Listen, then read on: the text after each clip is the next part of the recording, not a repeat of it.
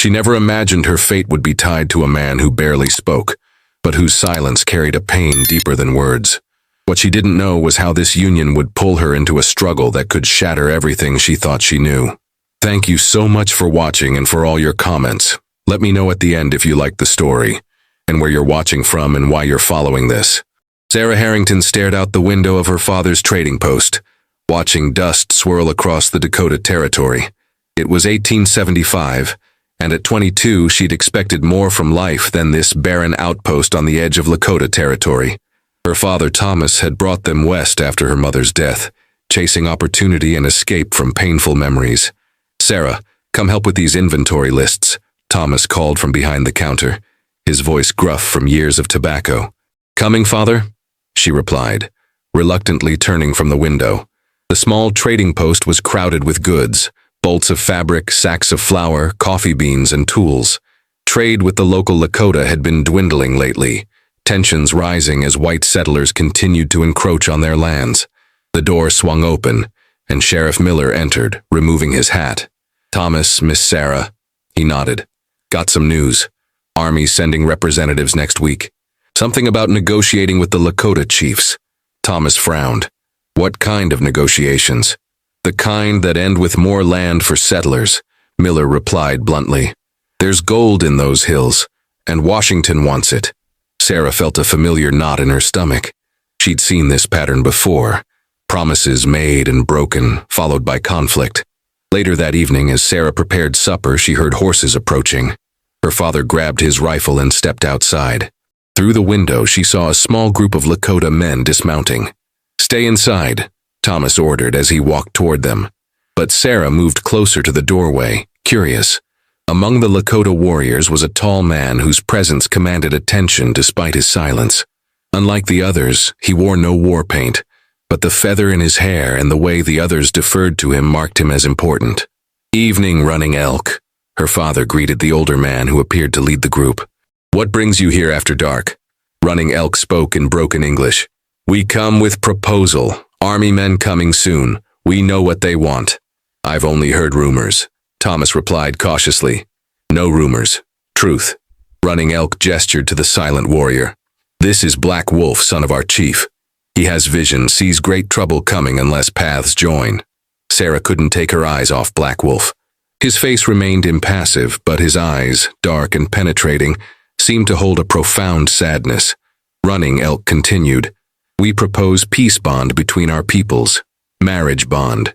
He pointed directly at Sarah in the doorway. "Your daughter, Black Wolf's wife." Sarah gasped, stepping backward.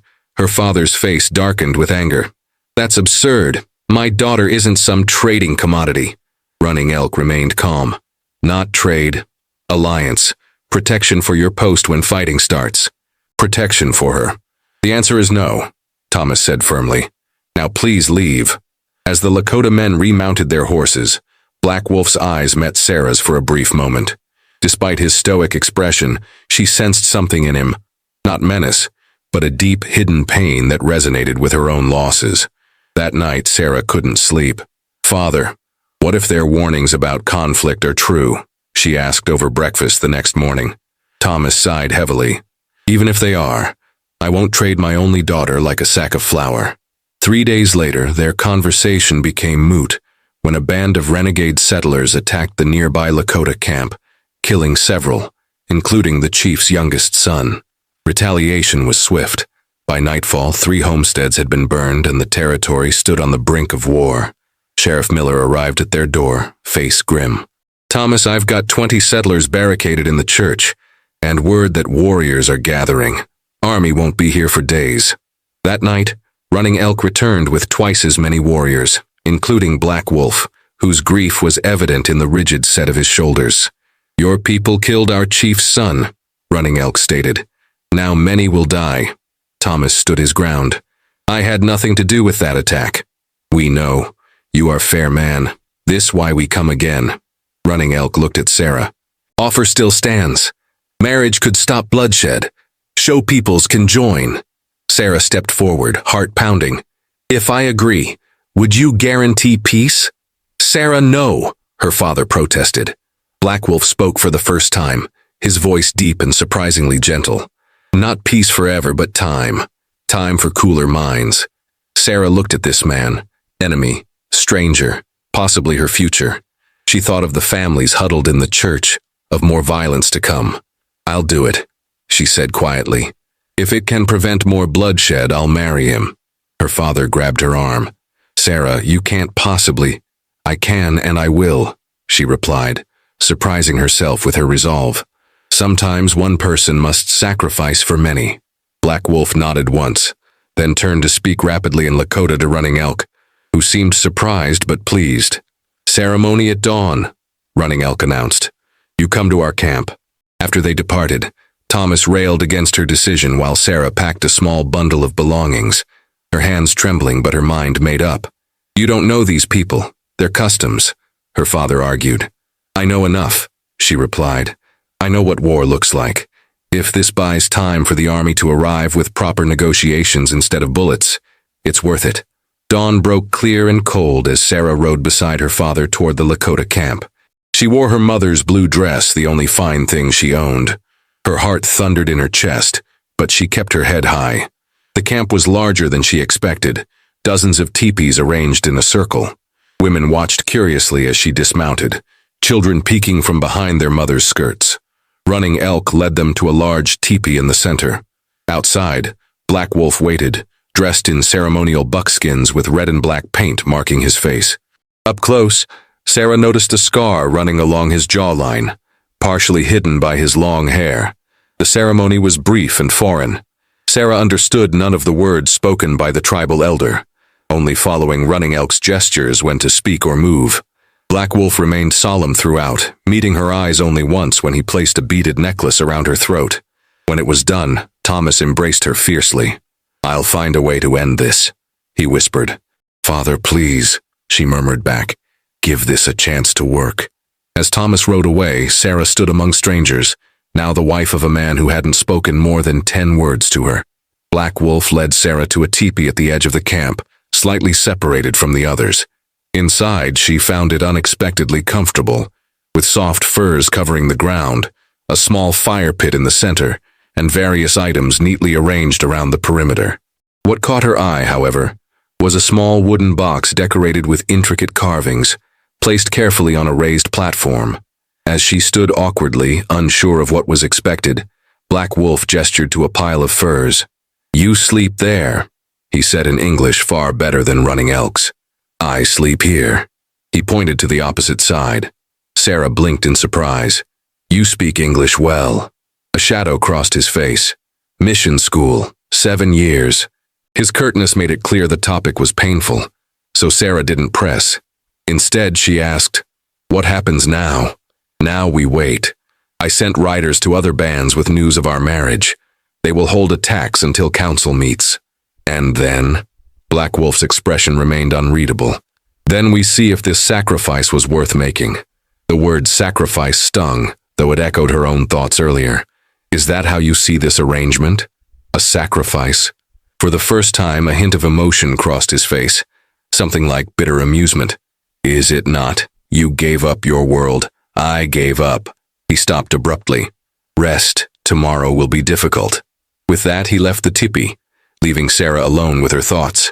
The next days passed in a blur of strange faces and customs. Some women in the camp were openly hostile, others merely curious. One older woman who introduced herself as Morning Sky, Black Wolf's aunt, took pity on her and began teaching her basic Lakota words and camp duties. "Not easy for you here," Morning Sky said as she showed Sarah how to prepare dried berries. "Not easy for him either. He hardly speaks to me," Sarah confessed. "At night he comes in late, leaves before dawn. We're strangers sharing space." Morning Sky nodded knowingly. Black Wolf carries heavy spirit.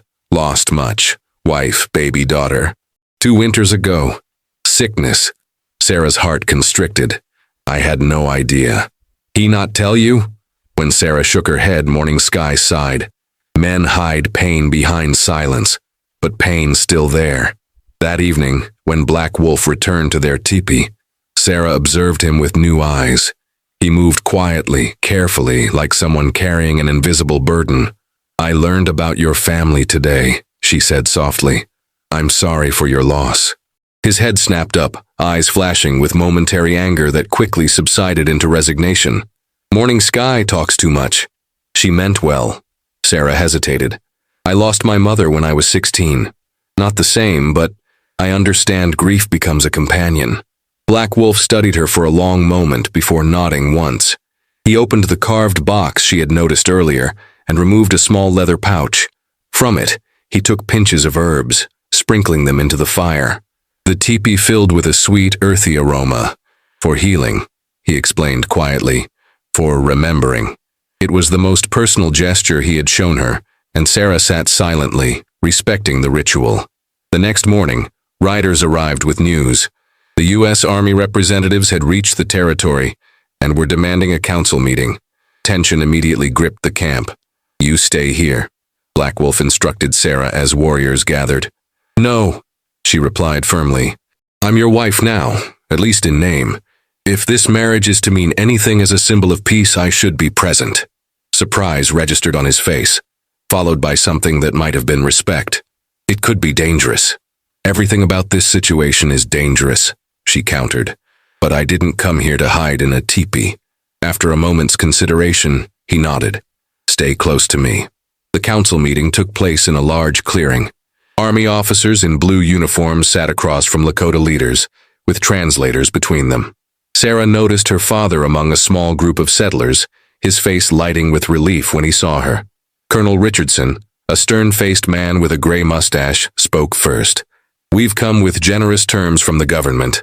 The Lakota will relocate to the reservation established by treaty, and in return, receive rations and protection." As the translator conveyed his words, murmurs of anger spread among the warriors. The chief, an elderly man with dignity etched in every line of his face, responded calmly but firmly. The translator conveyed, "This land was promised to us by the last treaty, the treaty your government broke when gold was found." The colonel's expression hardened. "Circumstances change. Progress cannot be stopped." Running Elk stepped forward, gesturing to Sarah and Black Wolf. "We seek middle path. Already our people join. Black Wolf, son of our chief, has taken White Trader's daughter as wife." Colonel Richardson barely glanced at Sarah. "One marriage doesn't change policy, especially one clearly arranged under duress." "It wasn't duress."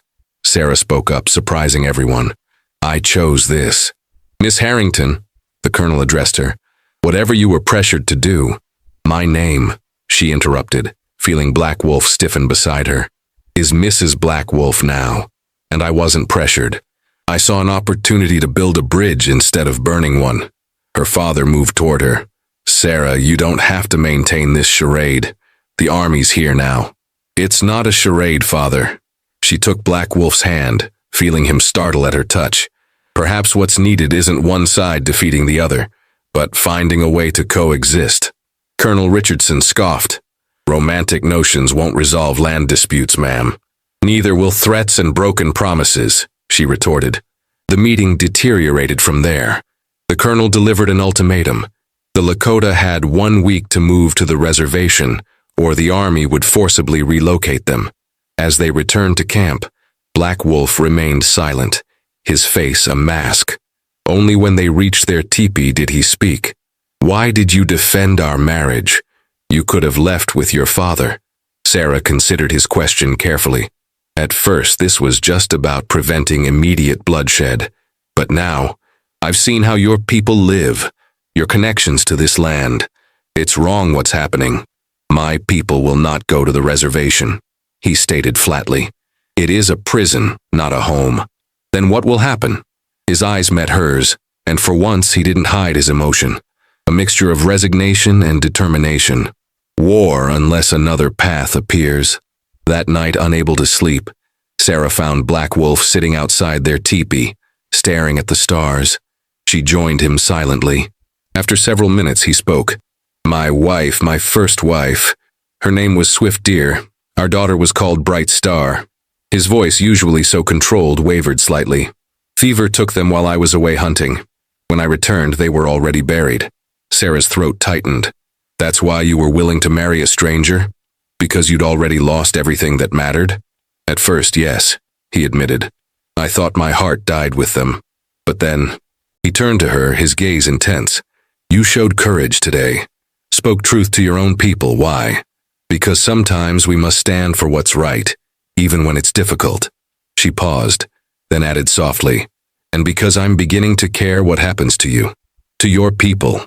For the first time she saw him smile, just a small upward turn of his lips, but it transformed his face. You are unexpected, Sarah Harrington.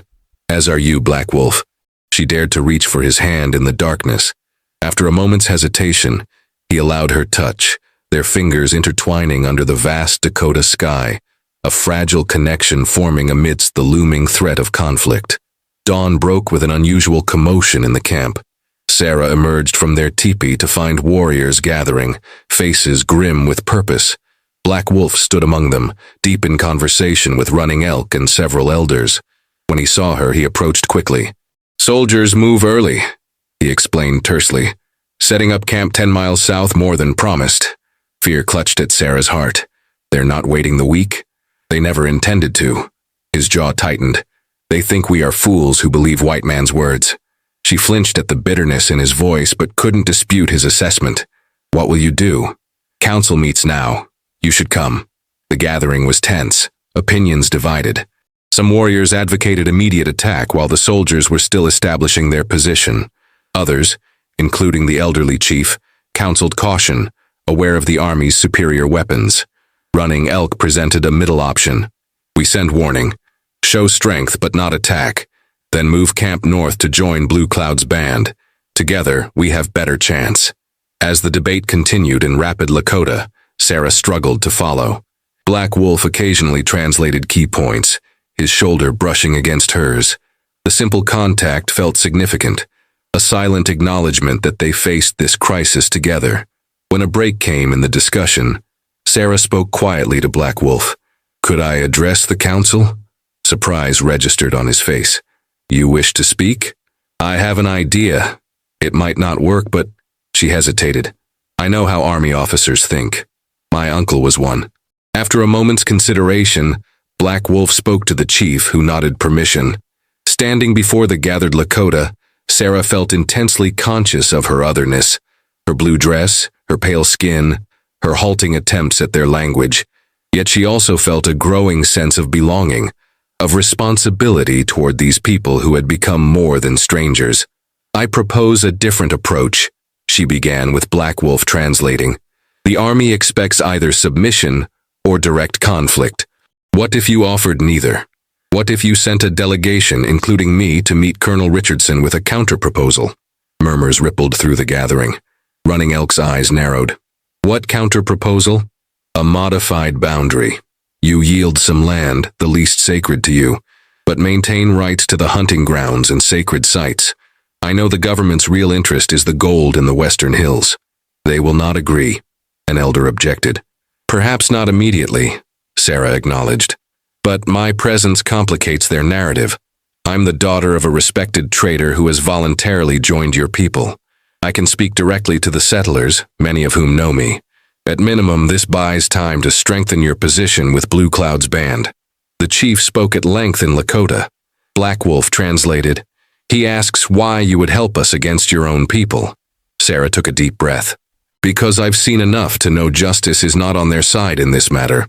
And because, she glanced at Black Wolf, because I now stand with my husband's people. The words felt momentous as she spoke them, a declaration of where her loyalty now lay. Black Wolf's expression remained controlled, but his eyes held hers with new intensity. After further discussion, the council accepted her plan.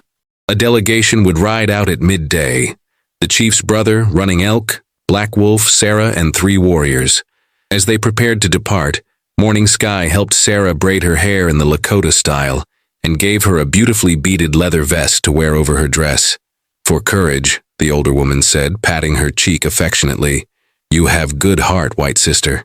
The title, the first time anyone in the camp had called her something other than the white woman, touched Sarah deeply. Black Wolf appeared at the teepee entrance, dressed in formal attire with minimal war paint, enough to maintain dignity as a warrior, but not so much as to appear overtly hostile to White Eyes. You wear Morning Sky's handiwork, he observed, his gaze traveling over her braided hair and beaded vest. Is it inappropriate? She asked, suddenly uncertain. No. Something like pride flickered across his face. It is good. You honor our ways. As they rode toward the army encampment, Sarah felt the weight of responsibility pressing on her. Black Wolf rode beside her, occasionally glancing in her direction as if trying to read her thoughts. Are you afraid? He asked quietly, falling back slightly from the others. Yes, she admitted, but not of what you might think. I'm afraid of failing your people, of not being persuasive enough. He studied her for a long moment. You have already shown more courage than many warriors. Whatever happens, you have honored our marriage. The simple statement warmed her more than effusive praise might have. The army camp bustled with activity, tents being erected, horses picketed, sentries positioned. Their arrival caused immediate disruption. Rifles raised until an officer recognized Sarah. Colonel Richardson emerged from his tent, visibly displeased. Miss Harrington, I see you're still participating in this situation. Mrs. Black Wolf, she corrected firmly. And yes, I am. We've come with a proposal. The colonel's eyebrows rose. The terms were clearly stated at the council meeting. Those weren't terms, Colonel. That was an ultimatum. Sarah straightened her spine. My husband's people are willing to negotiate a compromise that serves both sides' interests. Richardson's gaze hardened at the word husband, but he gestured for them to follow him into a large tent where maps were spread across a table. The negotiations were tense and prolonged. Several times they seemed on the verge of collapse. Sarah translated cultural concepts as much as words, helping each side understand the other's perspective. Black Wolf remained mostly silent but imposing, his presence a reminder of the proud people he represented. Your proposal keeps too much prime territory in Lakota hands, the colonel objected, pointing to the map. The territory you call prime contains burial grounds and ceremonial sites, Sarah explained. Meanwhile, you maintain access to the gold-producing regions, which is your government's primary concern. The government's concern is establishing order and civilization, Richardson countered stiffly. Is that why there are mining equipment suppliers already setting up shop in Deadwood? She challenged. My father's trading post receives their orders. As daylight waned, a tentative agreement took shape, not ideal for either side, but better than bloodshed. The Lakota would cede certain territories but maintain rights to their most sacred areas. A formal treaty would require government approval, but the colonel agreed to recommend it and maintain peace in the interim. As they prepared to leave, Richardson took Sarah aside. Your father is worried sick. He's at the fort. You could come with us now. Return to your own people. Sarah glanced at Black Wolf, who stood expressionless, watching the exchange. She knew he would not stop her if she chose to leave. The realization that he would let her go, despite everything, suddenly clarified her feelings. Thank you, Colonel, but I am with my people. She moved to Black Wolf's side, feeling his subtle intake of breath as she took his hand. Please tell my father I'm well, and that I've made my choice freely. They rode back to the Lakota camp in the gathering dusk. The plains stretched endlessly around them, bathed in the golden light of sunset. Sarah found herself mesmerized by the beauty of this land that had become her home in such a short time. As they approached the camp, Black Wolf guided his horse closer to hers. You could have gone with them, he said quietly. Start it over. Is that what you wanted? She asked, searching his face. What I want, he paused, seeming to struggle with words. What I never expected was to find someone who could see with both eyes, their world and ours. Someone who would choose to stay when the door to leave stood open. In the fading light, with the campfires visible in the distance, Black Wolf finally allowed his mask to drop completely. Sarah saw naked vulnerability in his expression as he said, When I lost my family, I thought the capacity for caring died with them. I was wrong. They rode the rest of the way in silence, but something fundamental had shifted between them. That night, for the first time, Black Wolf did not sleep on the opposite side of the teepee. Instead, they lay side by side, not touching, but close enough to feel each other's warmth, two souls finding unexpected comfort in their shared path. 2 weeks passed with an uneasy peace holding across the territory. The Lakota camp had moved north as planned, joining with Blue Cloud's larger band, but the expected army pursuit never materialized. Colonel Richardson appeared to be honoring the provisional agreement while awaiting official response from Washington.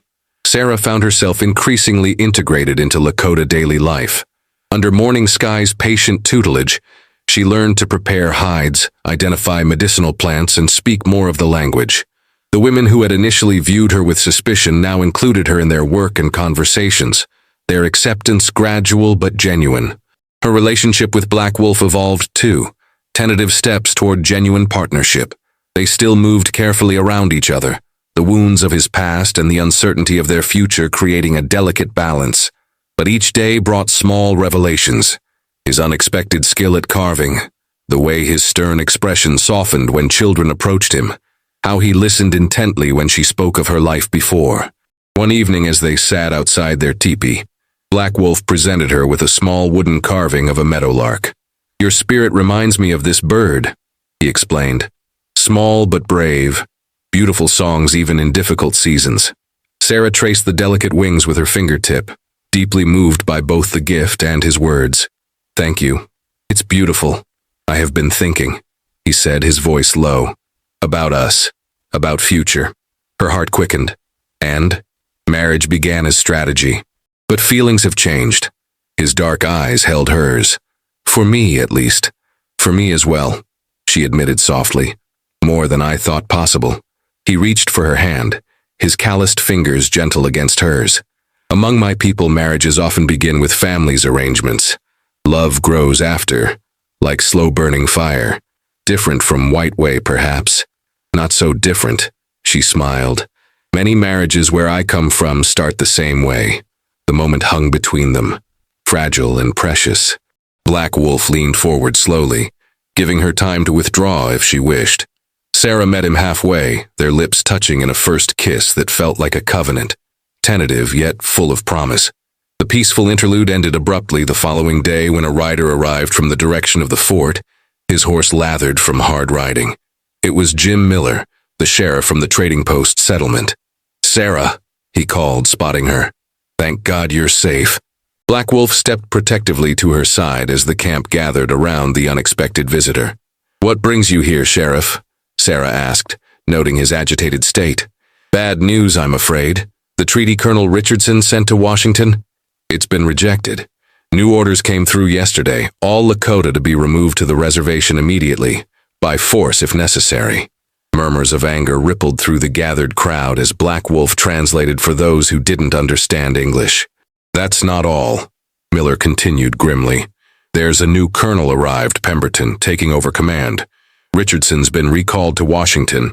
Apparently his superiors didn't appreciate his excessive compromise with hostiles, as they put it." Sarah felt cold dread spreading through her. "When will they move against the camp?" 3 days, maybe 4. They're gathering additional troops." Miller lowered his voice. "I rode out as soon as I heard. Your father asked me to bring you back. Says there's still time." Before Sarah could respond, Black Wolf spoke, his voice steady. "Thank you for warning. You risk much to bring this news." Miller nodded, clearly uncomfortable but resolute. "I've seen enough broken promises to last a lifetime. Figured someone ought to do the honorable thing." The council gathered immediately after Miller's departure, the mood grim. War preparations began in earnest. Weapons checked, horses readied, women packing essential items for quick movement. "We cannot win direct battle against so many soldiers," the chief stated through Black Wolf's translation, "but we will not surrender to reservation." The plan that emerged was desperate but practical. The band would split into smaller groups, moving deeper into territories the army would find difficult to access.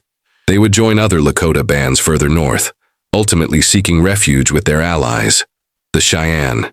As the council dispersed, Sarah found herself torn. The life she had begun building here now teetered on the edge of dissolution.